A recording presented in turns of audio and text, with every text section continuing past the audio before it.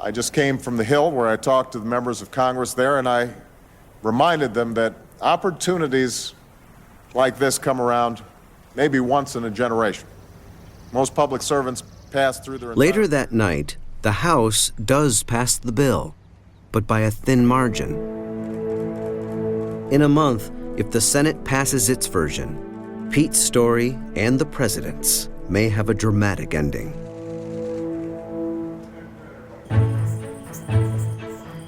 In the evenings, the president is as likely to be following a vote in the Capitol as he is attending a political dinner. And tonight, it's the Congressional Hispanic Caucus Gala. For Pete, it's another 13-hour day. We can go till 10 o'clock. I am so lucky to be doing this.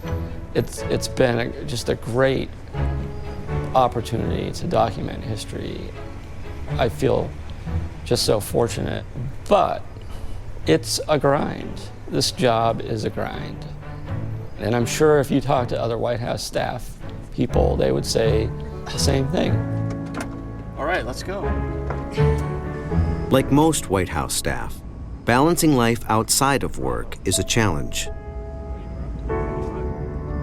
The thing that's the hardest for me is keeping up with friends. And I'm sure my friends think I've abandoned them, but you know, if you wait, you know, another 3 years, I'll get back to you for sure.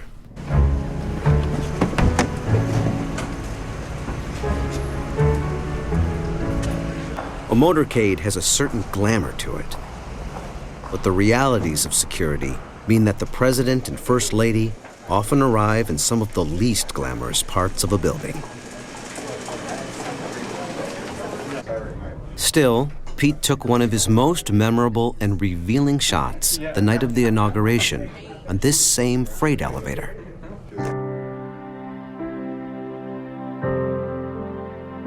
These personal pictures reflect the depth of Pete's relationship with the president and first lady. I'm not sure how I would describe my relationship with the president. So I would say that he would call me a friend, and I would say that our friendship is based more on a professional relationship. Well, Pete and I are friends at this point. I mean, we know each other. He's seen me on difficult days. He's seen me on happy days. He has gone with us when my family takes trips, and he's gotten to know Michelle and the girls. There's nothing that Pete would do that in any way I would be worried about, and I think he feels the same way that I've got his back. And so Pete really does feel like part of the family. It's that kind of intimacy that allows for memorable images. President George H.W. Bush's photographer, Dave Valdez, developed a similar kind of closeness with the Bush family. First, when Bush was vice president, and later, when he was elected president. Well, strong personal relationship that grew in, as far as I'm concerned, a real friendship. He integrated in there with our family, and they all loved him. One of my favorite photos, I was up there one summer and took a photo of them, he and Barbara Bush with their grandchildren in bed. And it wasn't staged, there wasn't anything, oh, let's just show that we're a good family or show that we love the grandkid. It was just a moment that David captured.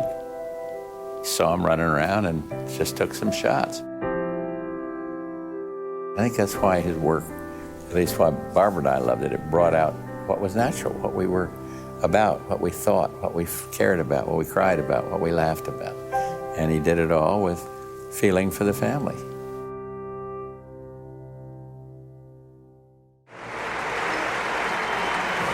After his speech at the Hispanic Caucus Gala, the president and Pete are on the final handshakes of a long day. I don't think he's going to work a rope line, but he might. We're just going to... He's going to do it. I don't know how he does it. I mean, I have it fairly easy because, okay, all I have to do is follow him and take pictures, and he has to be alert and coherent and articulate and engaged all the time.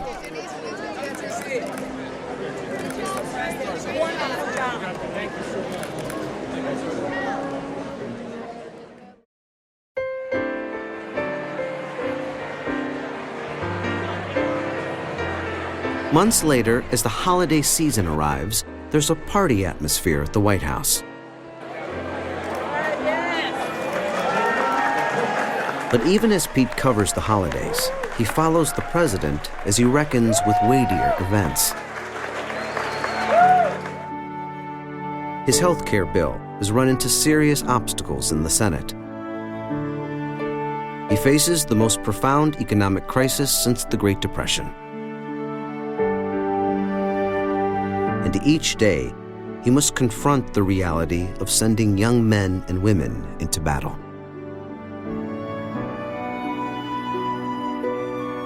When the president visited Dover Air Force Base to pay his respects to the families of fallen American soldiers, it left an indelible mark on the president and on Pete. At one point, the president, only with his military aide and myself, walked on the plane where the caskets were. And I'm going to start getting teary-eyed because that was, something that I had never documented and certainly something that he had never done before. And I could tell that it really affected him in a very emotional way. To me, it was a private moment. I wanted to document it for history, but I didn't want to affect the scene for him.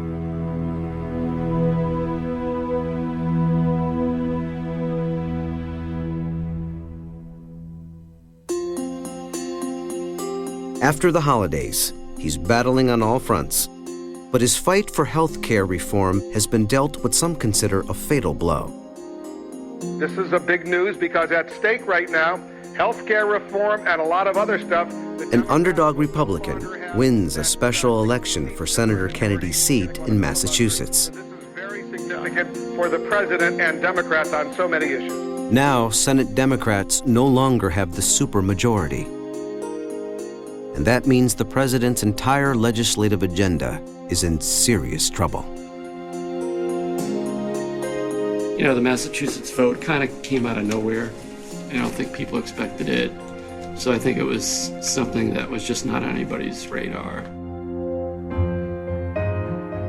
The president's focus now shifts to the upcoming State of the Union speech. He'll talk about the economy, about the wars, and he'll also make one last appeal for healthcare reform. Pete's coverage of the healthcare saga is about to reach a climactic moment. So he concentrates on getting details that tell the story. One involves preparation for the upcoming speech that the president has been laboring over with speechwriter Jon Favreau. I was making final edits to the speech, and I got an email from Katie Johnson that just said, POTUS incoming. And I'm sitting down here, and I look up, I have no idea what that means, and the president walks into the office with Pete behind him with the camera, and he's like, hey, I just wanted to make sure you could read my writing on a few of these edits, so. I think people's favorite pictures is me going over a speech with my speechwriter, Jon Favreau, and my scrawl all over the place, and it's just a picture of the page, and that's something that you take for granted, but when it's suddenly blown up, you realize that sends to the public, I think, a sense of what the day-to-day activities of the White House are really like. On the night of the address, only minutes before they have to leave for the Capitol, the president and Favreau are in the map room making final edits. As usual, we're very last minute. We tried to get everything done as far in advance as possible this time, but last minute edits come in from 50 different people on the final day of a speech, and to add to all of that craziness, my laptop crashed for about 20 minutes right before he needed to go over there. So I had to run back here, make edits on this computer, run back over there. It was pretty crazy. Still load. We're leaving.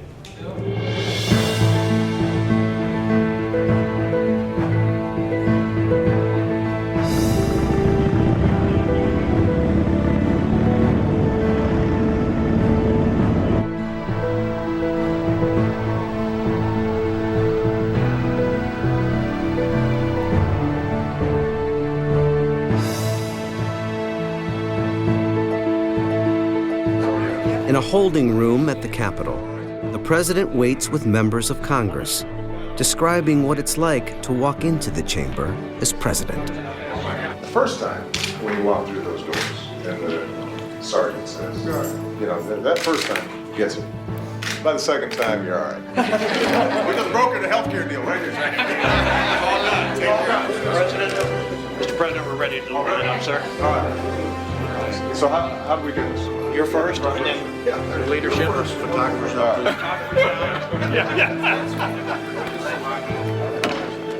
Madam Speaker, the President of the United States.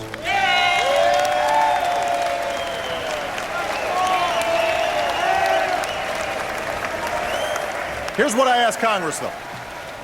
Don't walk away from reform. Not now. Not when we are so close. Let us find a way to come together and finish the job for the American people. Let's get it done. Let's get it done. These defining images, captured at times of great importance, are at the core of why we value presidential photographers. They are there at transformative moments to see and record what we often cannot.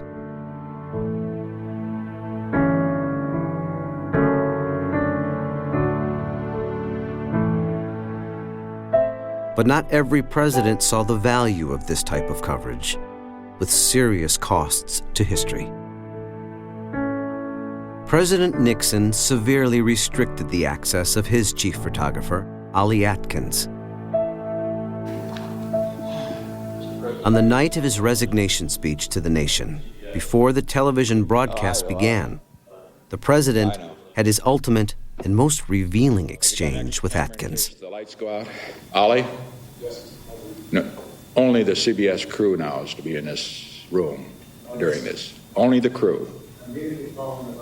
No, there will be no picture. No, after the broadcast. You've taken your picture. Didn't you take one just now?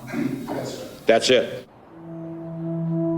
The following day, David Hume Kinnerly, who would become President Ford's photographer, caught the moments just after Nixon resigned. One of the most profound moments I think I've ever photographed was the first frame where he looked up at the White House. Well, I can't imagine what was going through his mind at that moment. Therefore, I shall resign the presidency effective at noon tomorrow. Vice President Ford will be sworn in as president at that hour in this office.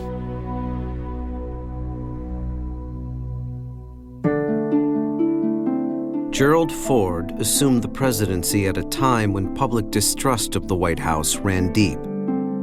He chose Kinnerly to be his photographer in part to help open up the White House. Many photographers get close to the president and first family, but David Kinnerly's relationship was unique. They treated me like a member of the family. I don't know how else to put it. Some of the best pictures I took, for instance, Mrs. Ford looking out of the window in her bathrobe from behind. She looks like she's in a bird cage almost. It was taken when she didn't even know I was in the room. But at the end of every day, President Ford almost always invited me to come up and have a drink, with him and Mrs. Ford, and I was the only one.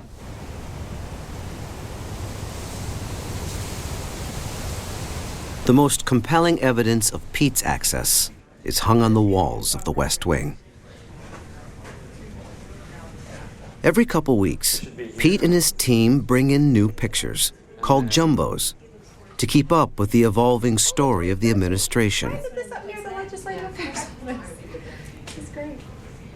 I would say changing of the pictures is one of the biggest events that happens around